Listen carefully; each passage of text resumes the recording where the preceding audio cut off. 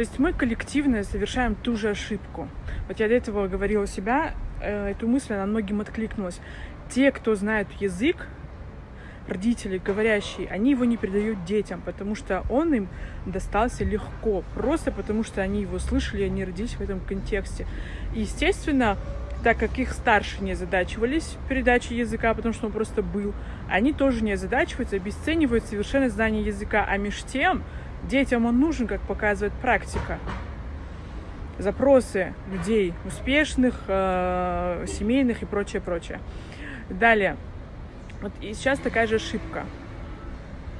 Вот контекст в городе осетинского контекста почти нет. Даже те же мероприятия, их делает кто-то.